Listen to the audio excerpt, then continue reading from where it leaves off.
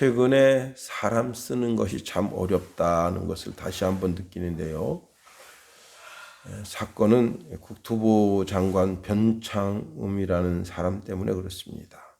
이분이 이제 LH에 있었고 또 장관으로 있게 되면서 잡음이 끊이지가 않는데요. 이분 때문에 문재인 정부가 무너지지 않겠는가 하는 생각을 해보게 됩니다. 차라리 이분이 장관으로 오지 않았더라면 더 좋았을 것을. 사람 쓰기가 쉽지 않습니다. 자, 그 사람 인격도 되고 학문도 되고 성품도 된다, 다 되는데 이런 큰 부정이 그 사람 속에 연루되어 있으면 참 그 곤란하죠.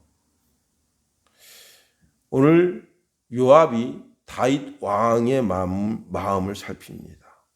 다윗 왕의 마음이 압살롬을 향하고 있어요. 그래서 사무엘하 13장 39절에 다윗 왕의 마음이 압살롬을 향하여 간절하다 했습니다.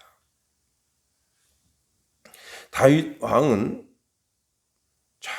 암논은 자기 죄로 죽었다.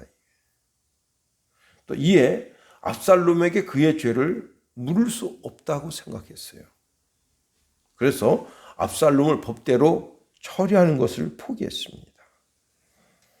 자, 시간이 지날수록 압살롬에 대한 다윗의 분노의 마음이 누그러지고 오히려 이제 압살롬에 대한 사랑이 싹트게 됩니다. 그런 마음을 요압이 읽었다는 거예요. 자, 다윗이 압살롬을 향한 마음을 오늘 본문에서 다시 읽을 수가 있어요. 1절 보세요. 수르야의 아들 요압이 왕의 마음이 압살롬에게로 향한 줄 알았다 했어요. 아버지가 아들을 사랑하는 것은 당연하죠. 거기에 부성애가 흐르는 거죠. 이에 요압은 자신의 입지를 굳게 하려고, 이게 중요합니다. 자신의 입지를 굳게 하려고 부자상봉을 돕고 나섰다는 거예요. 사람이 어떤 일을 할 때 그 일에 있어서 자기에게 어떤 이득이 없으면 절대 사람은 움직이지를 않습니다. 자기에게 뭔가 이득이 생기니까 그 이득 생기는 것에 생명 거는 거예요. 옛 사람들이 말씀합니다. 돈 나오는 구멍이 자기 죽을 구멍이라 했어요. 지 죽을 구멍이라, 돈 나오는 구멍이. 자, 이 요압은 보통 사람 아닙니다. 자기 권자를 지키기 위해서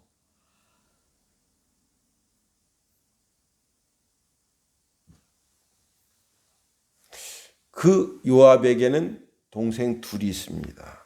근데 그 막내 동생이 아사헬이에요.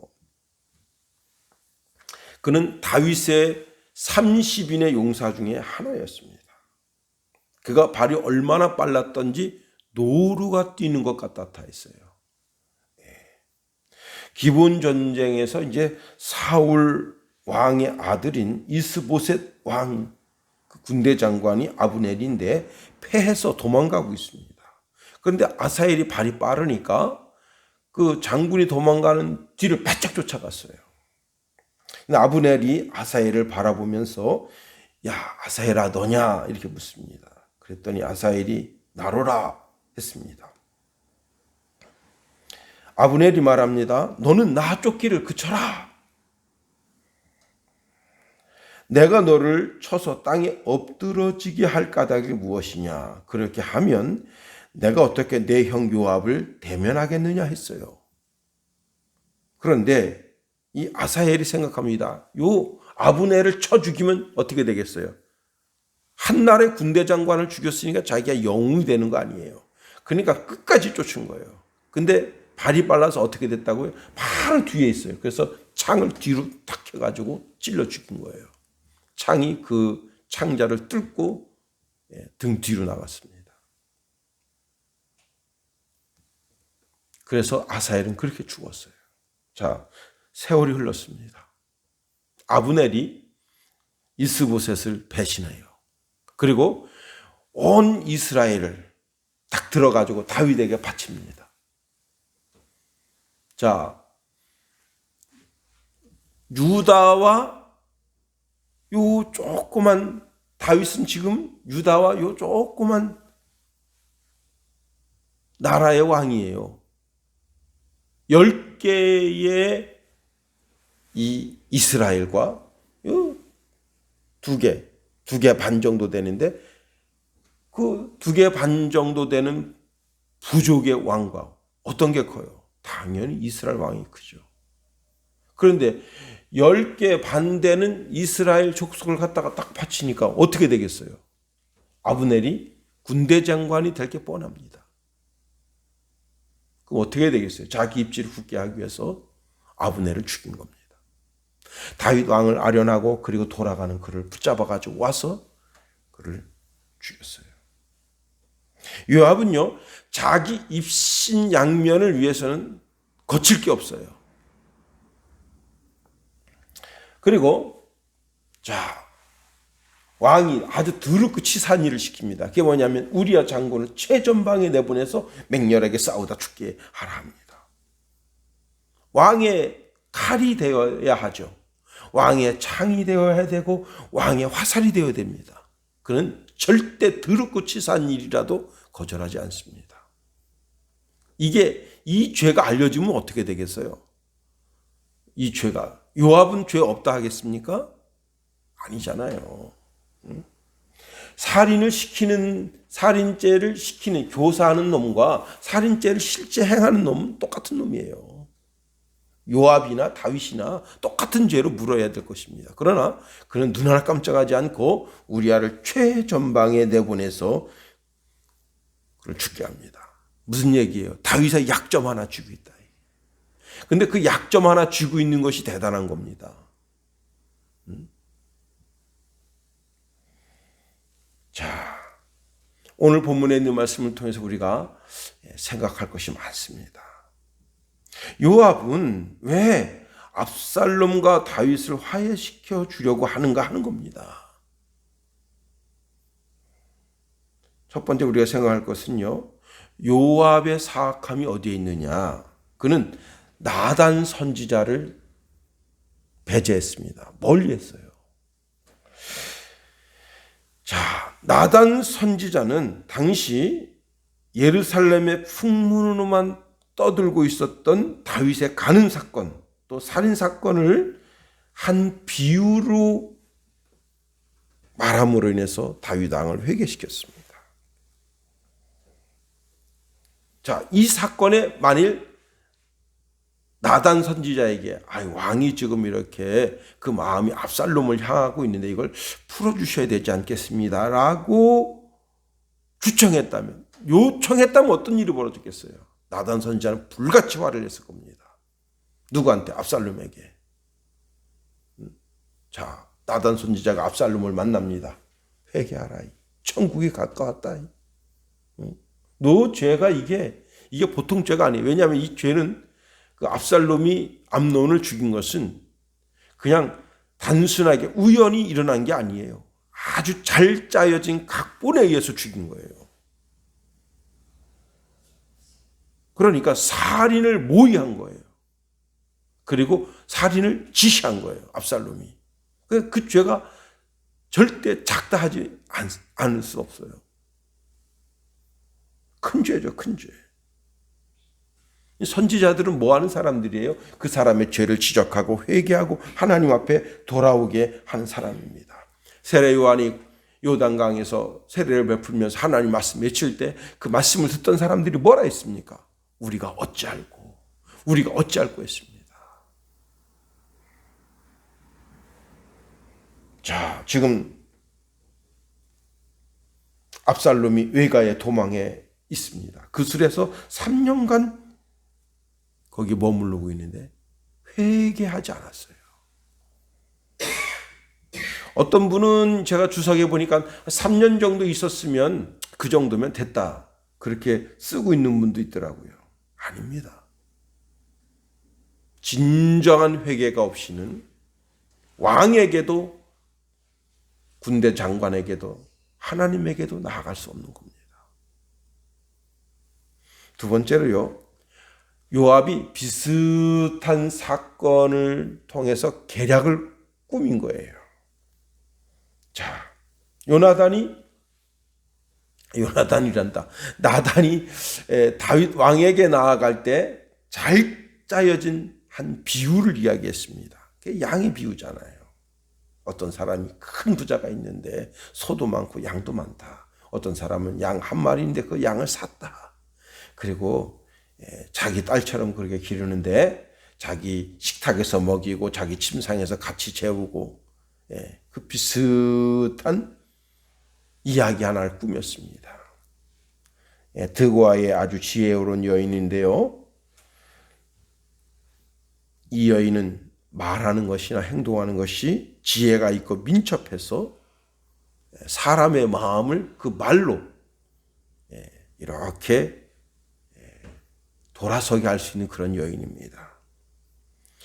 이 여인의 이야기에 의하면 두 아들이 들에서 서로 티격태격 싸우다가 한 놈이 힘있게 때렸는데 그만 죽어버렸어요. 자, 그런데 동네 사람이 그 사실을 알고 그 죽인 놈 내놓으라 이거예요. 죽인 놈. 그 죽인 놈을 우리가 죽이겠다 이거예요. 그러면 어떻게 되겠어요? 이 집이 남편은 죽고 한 아들은 죽고, 한 아들을 살인죄를 저질렀으니 동네 사람들이 끌어내서 공개 처형시키면 어떻게 되겠어요? 야곱이 자기 형 에서의 축복을 훔친 후에 그 어머니가 너는 외삼촌 집으로 도망가라 합니다. 왜 그렇게 한 거예요?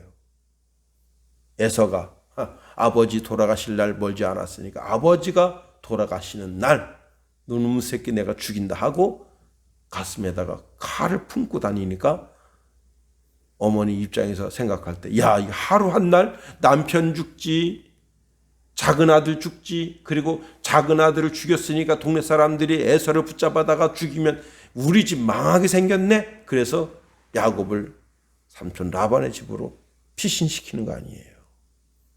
이 똑같은 일이 벌어지는 거예요. 자, 문제는 뭐냐면 이 여인의 집이 부잣집이에요. 그래서 재산이 많아. 그 재산을 노리고 그 아들 달라 하는 거예요, 지금. 그 여인 죽으면 그 집 재산 다 우리 거 된다. 동네 사람들이 그 재산에 대한 욕심을 부리고 지금 이렇게 일을 저지르고 있습니다. 하고 왕에게 추청한 거예요. 자, 그랬더니 왕이 오늘 본문 8절에서는 뭐라고 했느냐? 내려가라 했어요. 내가 너 하급기관 법원에서 이 일을 처리할 수 있도록 내가 마련해 주겠다 했습니다. 그런데 이 여인이 그렇게 하지 않았어요. 계속해서 왕에게 물고 늘어진 거예요. 그래가지고 어떻게 됐느냐? 왕이 여호와의 사심을 두고 내가 맹세한다고 맹세해버린 거예요. 사실 이 여인이 듣고 싶었던 단어가 바로 여호와의 살아 계심을 두고 맹세한다. 이 구절을 듣고 싶어 했던 거예요. 자, 만일에 이 아들이 이 사실 여기 지금 이 여인이 하는 이야기는 진짜예요, 진짜. 진짜 있었던 일이에요. 가짜로 이야기하는 게 아닙니다. 진짜 있었던 일이에요. 드고아에서 실제로 있었던 일이에요. 그러나 압살롬의 살인과 이 여인의 아들의 살인은 틀려요. 왜? 이렇게 실수로 사람을 죽이면 도피성이 있어요. 도피성으로 도망하면 되는 거예요. 그러면 도망에 있으면 거기에 제사장이 가서 어떻게 해요? 그 죄를, 잘못을 따져서 이거는 죽일 죄가 아니다. 그렇게 하고 거기서 살아날 수 있는 길이 열리는 거예요. 하급기관으로 가든지 도피성으로 가든지 살 길이 열려지게 되는 거예요. 그러나 이 여인은 끝끝내 여호와의 살아계심을 두고 맹세한다 하고는 그 말을 받아낸 다음에 그 다음에 압살롬과 암몬의 암논의 사건을 대비해서 다윗 왕을 지적질한 거예요.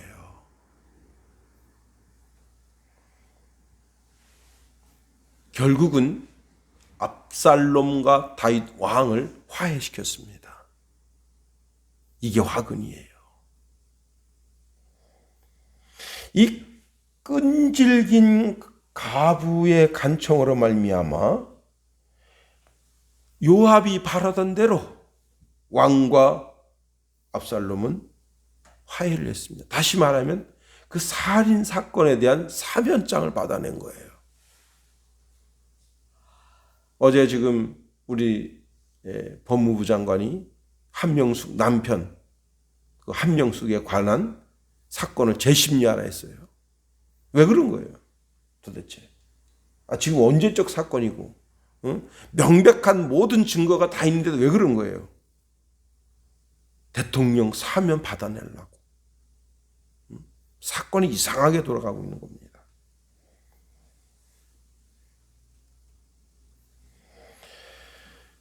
그러기야 하겠습니까마는 참 이 정부 희한한 사람들입니다. 결국은 이 오늘의 요압이 너무 많아요. 자기 자리를 굳게 하기 위해서, 자기 입신양면을 위해서. 결국 요압은 자기 국방부 장관의 위치를 굳게 했습니다. 왜 그랬느냐면 사실은 지금 이 압살롬이 어디에 갔냐면 구술이라고 하는 나라에 가 있어요. 원래 구술이라고 하는 나라에서 이제 정략적인 결혼을 했어요, 다윗이. 근데 구술이라고 하는 나라가 비록 작기는 하지만 다윗 왕이 나이가 많아요. 다윗 왕이 여기서 죽게 되면 어떻게 되느냐? 구술이라는 나라에서 압살롬이 자기가 왕이 됩니다. 그러면 국방부 장관 누구 시키겠습니까? 구술에 자기를 따르는 오른팔, 그 사람한테 국방장관 시킬 거 아니에요. 자기는 어떻게 되는 거예요? 여기 지금 예루살렘에 있다가 목 날아간다 이게. 이 사악함이 바로 요압에게 있는 거예요. 요압은 자기 입신양면을 생각하는 것이지 다윗이 그 압살롬을 사랑하는 마음을 이용해 먹은 거예요. 교묘하게. 그게 요압의 사악함입니다. 결국은 어떻게 됐어요? 압살롬이 백성들의 마음을 훔쳤습니다.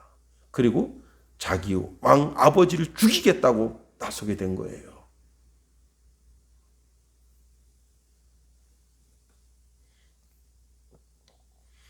회개 없는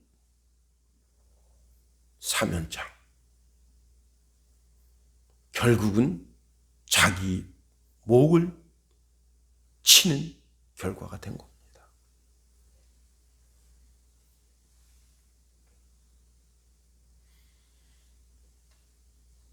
여기에 요압의 사악함이 있어요. 아버지와 아들의 사랑을 이용한 그 사악함. 하나님 우리에게 무조건 사면장을 주시는 건 아닙니다. 우리가 회개할 때, 어찌할꼬 회개할 때, 그럴 때 하나님 우리에게 사면장을 주십니다. 우리의 죄를 덮어주시는 거예요. 예수 그리스도의 보혈로 우리를 덮어주시는 거예요. 그리고는 다시는 묻지 않으시는 거예요.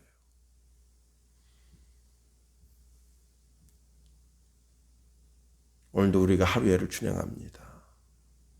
남의 마음을 훔쳐서 그 마음을 이용하는 것도 나쁘지만 결국은 일의 단초가 잘못됨으로 말미암아 예루살렘에 큰 부끄러움을 일으켰던 요압.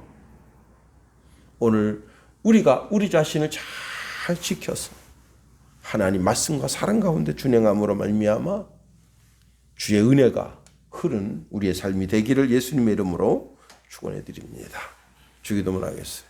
하늘에 계신 우리 아버지, 아버지의 이름을 거룩하게 하시며 아버지의 나라가 오게 하시며 아버지의 뜻이 하늘에서와 같이 땅에서도 이루어지게 하소서. 오늘 우리에게 일용할 양식을 주시고 우리가 우리에게 잘못한 사람을 용서하여 준 것 같이 우리 죄를 용서하여 주시고 우리를 시험에 빠지지 않게 하시고 악에서 구하소서. 나라와 권능과 영광이 영원히 아버지의 것입니다. 아멘.